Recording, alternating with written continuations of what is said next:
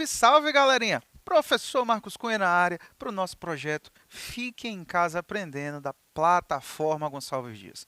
Gente bonita, é um prazer imenso poder estar aqui com vocês, compartilhando esse lindo conhecimento que é a geografia. É ou não é? E galera, hoje nós vamos fechar aí com chave de ouro, né? Uma temática bem bacana que nós discutimos na aula passada sobre a qualidade de vida e o desenvolvimento entre países, né? Nós focamos nessa aula principalmente aí os indicadores de qualidade, né? Falamos sobre o IDH, né? O Índice de Desenvolvimento Humano. Falamos sobre o coeficiente ou índice de Gini, que também é um outro elemento muito importante, né, nesse aspecto. Falamos aí sobre o Brasil dentro desta situação. Fizemos as críticas, né, envolvendo, claro, estes itens que são muito importantes para balizar a qualidade de vida dos países. E hoje a gente vai fechar, né, com chave de ouro, como eu te disse, respondendo algumas temáticas, alguns exercícios muito importantes. Eu te digo que essa temática envolvendo desenvolvimento e qualidade de vida, ela é muito cobrada em provas, mas principalmente em provas de concurso também, galera. Tá, vestibular cai, mas prova de concurso cai muito na parte de atualidades. Então tu precisa estar muito atento aí para isso, principalmente tu que já é aluno aí do segundo, terceiro ano, que já vislumbra aí no serviço público, né, uma fonte de renda. Fica atento nessa temática que ela é constantemente cobrada. Bacana? Só para te lembrar que depois dessa aula, se tu quiser acompanhar ela novamente ou pegar a aula teórica que vai embasar essa resolução, tudo está disponível para ti, tá? Onde, Marcos? Na plataforma Gonçalves Dias. Só tu procurar lá no YouTube, abre lá o YouTubezinho lá bonitinho lá, procura plataforma Gonçalves Dias. Tu tem lá toda uma equipe, todas essas aulas estão à tua disposição, organizadas inclusive por série, primeira, segunda, terceira série, tá certo? Material top com temáticas variadíssimas de todas as disciplinas para te ajudar, tá certo? A alcançar os teus objetivos, dar aquele up nos teus estudos, tá certo? Além do YouTube, tem também, galera, tá no Instagram, onde a gente faz vídeos curtos, outros professores também contribuem, tá certo? Vamos ali passar informações importantes. Tem também os nossos podcasts, tá? Pela Rádio Timbira, também no Spotify e, claro, as nossas aulas pela TV Assembleia. Então, estamos aí em várias mídias para te ajudar, para te acompanhar, porque eu sempre falo, a nossa missão, o nosso real sucesso é o teu sucesso, beleza? A tua satisfação, tu alcançando os teus objetivos, a gente vai estar satisfeito e vai estar cumprindo a nossa meta. Bacana? Então, procura lá, plataforma Gonçalves Dias, não esquece. Então, para a gente começar, né? Tranquilidade, respirou bacana, oxigênio teu cérebro, vamos lá para cima, que tem muita coisa bacana aqui para a gente discutir. Primeira questão envolvendo aí, né, galera, uma questão muito importante do contexto de pandemia muito atual. Olha o que ela te diz. Abre aspas.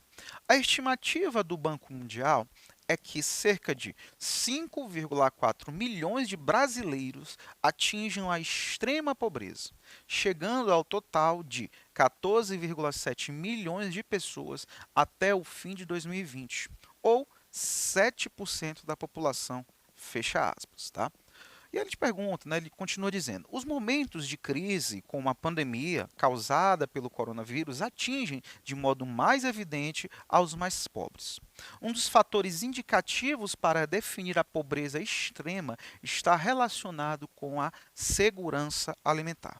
É, galera, isso fica muito evidente, a gente está olhando, isso é um problema real da nossa sociedade, né? Nós falamos aqui na aula teórica que o Brasil é um país muito rico, mas ao mesmo tempo é um país que apresenta uma grande concentração de renda e no contexto da pandemia, né, nós tivemos aí principalmente a economia por medidas sanitárias, né, foi necessário em alguns momentos parar e o que a gente vai perceber aí são problemas relativos, principalmente a população mais pobre, relativa à alimentação, né? Muita gente aí teve problemas e continua tendo problemas, graças a Deus.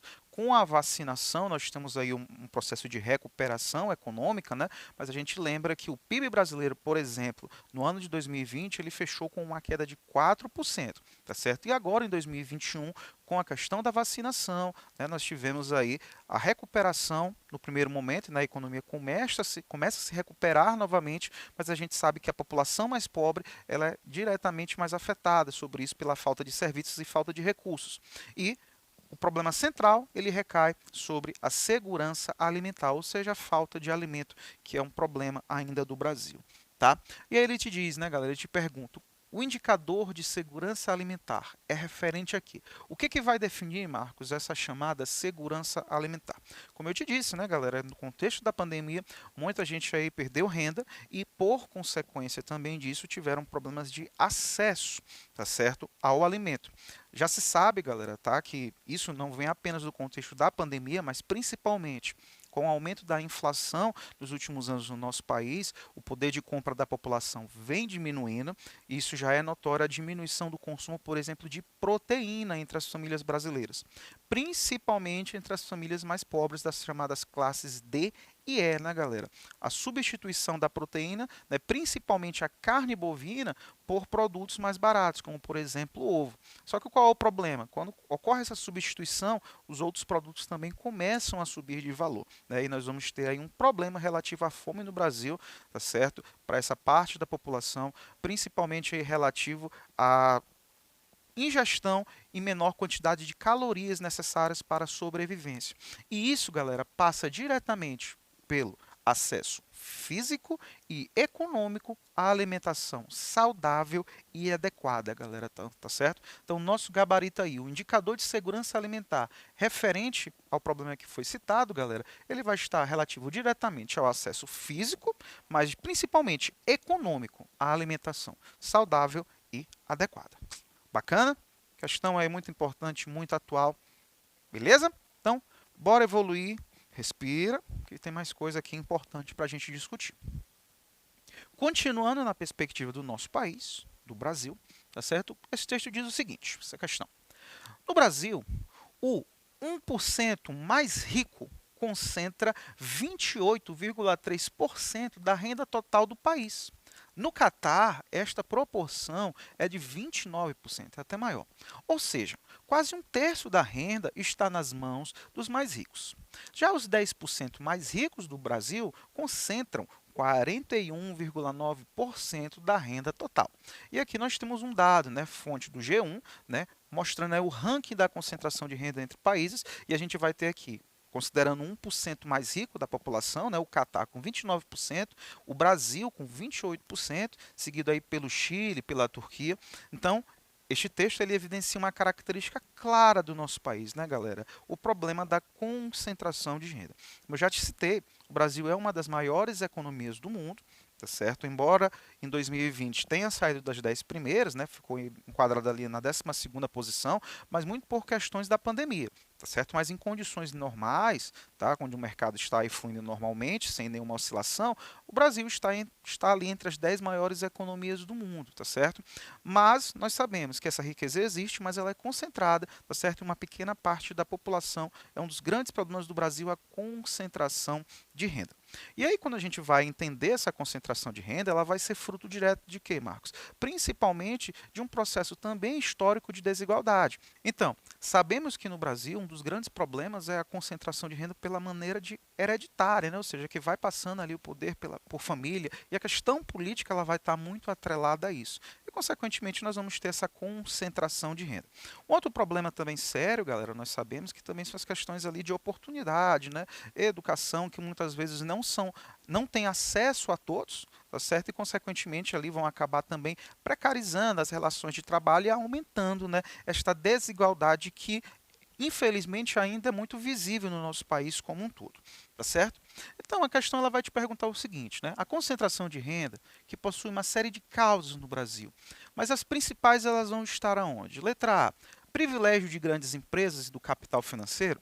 Isso é um fato. Eu acabei de citar isso, né, galera? Nós temos no Brasil aí um privilégio de grandes empresas, né, que muitas vezes conseguem, né, até por meios ilegais. Eu vou te citar, por exemplo, a famosa Odebrecht, né, que conseguia, por exemplo, contratos com governos de variadas esferas, federal, estadual, municipal, né, se utilizando aí de práticas ilegais, tá certo? E acabam concentrando o serviço, né, as licitações a gente sabe que é um problema ainda no Brasil. E também o privilégio do capital financeiro.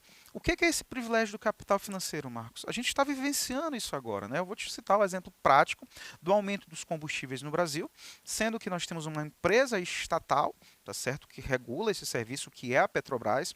O Brasil ele produz o seu petróleo, é autossuficiente, mas ele ainda precisa importar, porque o Brasil não faz o refino total desse produto, então o Brasil ainda importa cerca de 20%, né, do petróleo para o seu consumo. Só que qual é a grande questão que está em hoje em discussão? A Petrobras, ela é uma empresa do Estado, né, ela tem parte de capital privado, mas a grande parte dela é capital público. Tá? Só que ela segue uma lógica de paridade de preços internacionais, ou seja, ela vai estabelecer o preço do petróleo, né, da commodity, consequentemente seus derivados, como a gasolina, como por exemplo o diesel, de acordo com a variação do mercado internacional.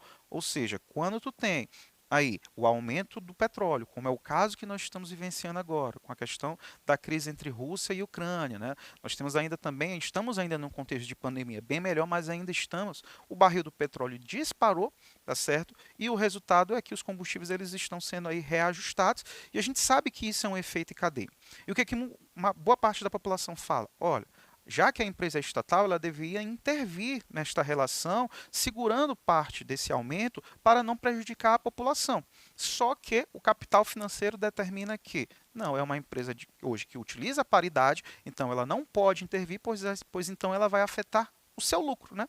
E nós sabemos, galera, que o preço dos combustíveis está aumentando, mas na mesma esteira nós temos aí a Petrobras também tendo lucros, né? Passando aí no caso agora em 2021 a Petrobras teve um lucro de aproximadamente 106 bilhões de reais, tá certo? Então a gente percebe sim um privilégio do capital privado sobre as necessidades da sociedade, galera. Então isso aqui também está correto, né?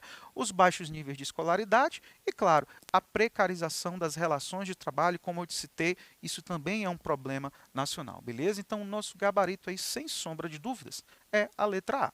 Privilégio de grandes empresas, do capital financeiro, baixos níveis de escolaridade e a precarização das relações de trabalho que vão aí se demonstrar na concentração de renda, né, no nosso país. Belezinha? Bora evoluir que tem mais coisa legal. Olha a terceira questão, que bacana. Ela diz o seguinte: o IDH, o PIB e o Gini são indicadores muito utilizados para análise de aspectos humanos da sociedade. Só te lembrando, o que é IDH, Marcos? Índice de Desenvolvimento Humano. O que é o PIB? É o Produto Interno Bruto, é tudo aquilo que um país produz de riqueza durante o ano. E o Gini, né, é o chamado índice de Gini, que é também um indicador, né, em relação principalmente à renda, à concentração de renda, tá bom? E aí ele te pergunta, no caso do IDH, podemos afirmar que letra A, possui caráter numericamente estável de suas variáveis sociais e econômicas. Letra B, o IDH indica o desenvolvimento humano de uma nação por meio de suas riquezas. Letra C, o IDH apresenta indicadores que podem sofrer variações numéricas ao longo do tempo. Letra D, o IDH permite analisar a desigualdade de acesso a políticas públicas de habitação. Ou letra E, tem como variável principal a renda de cada trabalhador assalariado. Bora relembrar especificamente o que é o IDH. Tá? O IDH, como eu te disse, o Índice de Desenvolvimento Humano, ele é um item, né, um critério, é uma unidade de medida que foi criada aí a partir da década de 90, tá certo? É muito utilizado até hoje, podemos dizer que talvez seja o indicador aí mais famoso, tá certo? Onde ele vai mensurar, galera, principalmente o grau de desenvolvimento de uma nação. Mas quando eu falo grau de desenvolvimento, não apenas no aspecto econômico, mas também social, tá? O IDH, galera, ele vai ser composto por 3 itens básicos, tá certo? Ele vai levar em conta aspectos educacionais, que vão se refletir na quantidade de anos estudados. Quanto mais tempo de estudo, melhor significa a educação. Um outro aspecto relativo à saúde, galera. Isso repercutido especificamente na expectativa de vida. Quanto maior a expectativa de vida de um país, de uma região, melhor seu sistema de saúde. E por último, a questão da renda, galera, tá? Analisando principalmente a renda per capita desse país, tá? Utilizando-se desses 3 critérios, se faz uma fórmula e se chega a uma pontuação. E essa pontuação, como é que ela funciona, Marcos? Muito simples. O IDH ele vai estabelecer uma nota que vai variar de 0 até 1, tá certo? Sendo que quanto mais próximo de 0, significa dizer que o IDH é baixo, ou seja, as condições socioeconômicas são ruins, a qualidade de vida desse país é ruim. Quanto mais próximo de 0. E quanto mais próximo de 1, significa dizer que melhor a qualidade de vida desta nação, desta região, deste ambiente. Beleza? E esse dado, é claro, galera, né? Como é um dado numérico, ele vai se basear nas condições socioeconômicas de educação, de renda e de saúde, que vai variar ao longo do tempo, né? Nós, inclusive, falamos que, por exemplo, o IDH do Brasil, principalmente após o final da década de 80 para hoje, ele vem subindo, tá certo? O IDH brasileiro aí, ele já está na média de 0,76, tá certo? 0,76, o que bota o Brasil hoje em um IDH alto. Tá? Sendo que na década de 80 o nosso IDH estava na casa ali do 0,6. Então o IDH brasileiro vem subindo com a modernização do nosso país, com a melhora do sistema educacional, né? Principalmente também com a melhora da renda e também da saúde da população, o aumento da nossa expectativa de vida. Todos esses índices vão fazer com que o nosso IDH ele venha subindo, né? Ou seja, a pontuação brasileira venha aumentando. Então agora ficou fácil, né, galera? Vamos voltar lá para o IDH. Ele te pergunta, né? O que é esse DH? Ele possui um caráter numericamente estável de suas variáveis? Errado. Se fosse estável, o Brasil não subiria, né? Então, ele é variável. Tá? Letra B. Indica o desenvolvimento humano de uma nação por meio de suas riquezas, não apenas de suas riquezas, principalmente também pela questão da qualidade de vida, né? Educação, saúde, tá certo? Letra C. Apresenta indicadores que podem sofrer variações numéricas ao longo do tempo? Se ou não? Com certeza foi o caso que eu te citei agora do nosso país, do Brasil, galera, tá? O IDH ele varia, tá certo? Na proporção do tempo. Vamos ver o erro das outras. Letra D. Permite analisar a desigualdade de acesso a políticas públicas de habitação. O IDH ele não foca em habitação de maneira específica, galera, tá certo? E letra E, tem como variável principal a renda de cada trabalhador assalariado, ele não leva em conta a renda em si do trabalhador. A renda, ele vai utilizar a renda per capita, tá certo? E aí, nesse aspecto, a gente vai analisar principalmente a concentração de renda em um país. Bacana? Então, nosso gabarito aí, letra C. Bora evoluir que tem outra questão legal aqui para a gente discutir também. Classificação de desigualdade, quarta questão, né? Social de acordo com o coeficiente de Gini, ou o índice de Gini, tá certo? E aí nós temos aqui, em primeiro lugar, a África do Sul, com 63, e vamos citar aqui o Brasil, com 53. E aí ele te pergunta, né? Um dos principais indicadores para avaliar a desigualdade nos países é o coeficiente de Gini. Nesse cálculo, né, estão relacionados, letra A, o IDH em relação aos índices de desemprego, letra B, a proporção média de renda acumulada da população, letra C, a produção agrícola em relação ao balanço comercial, ou letra D, a renda per capita em relação ao salário mínimo. Galera, muita atenção. Da mesma forma que o IDH, o índice de Gini, ele também vai estabelecer uma nota, tá, para os países de acordo com as suas características, mas muita atenção. Qual é o critério que o índice de Gini ele vai estudar, que ele vai analisar? É a concentração de renda, galera, tá? Muita atenção. O índice de Gini, ele tem um foco principal na concentração de renda desses países, tá certo? Ele vai ser um instrumento matemático que vai se utilizar ali de acordo com a renda per capita e vai analisar a concentração de renda entre a população mais rica e a população mais pobre. Sendo que ele também vai estabelecer uma nota de 0 a 1. Só que ele vai ser contrário ao IDH. Como assim, Marcos? Quanto mais próximo de 0 a nota do índice de Gini tiver, significa dizer que a concentração de renda ela é menor, galera, tá certo? Ou seja, são países, né, de boa qualidade de vida. Se eu tenho menor concentração de renda, significa dizer que eu tenho, né, os recursos sendo divididos de maneira mais justa. E isso ajuda na diminuição das desigualdades sociais e, claro, na melhora da qualidade de vida. Sendo que o índice de Gini ali, quando mais próximo de 1, significa dizer que a concentração de renda é alta, ou seja, quanto mais próximo de 1, pior é esse índice. Então, vou voltar lá para aquele quadro bem aqui. Ó. Vamos analisar, por exemplo, a África do Sul. O índice de Gini é 63. Então, mostra que a África do Sul ela tem uma grande concentração de renda. O Brasil, por exemplo, tem um índice de Gini de 53. Mostra que o Brasil também é um país que tem muita concentração de renda, galera, tá certo? Então, isso é muito importante. A gente vai olhar, por exemplo, nesse gráfico bem aqui, as áreas em vermelho, são as áreas justamente que vão apresentar maior concentração de renda. E aí fica fácil, né?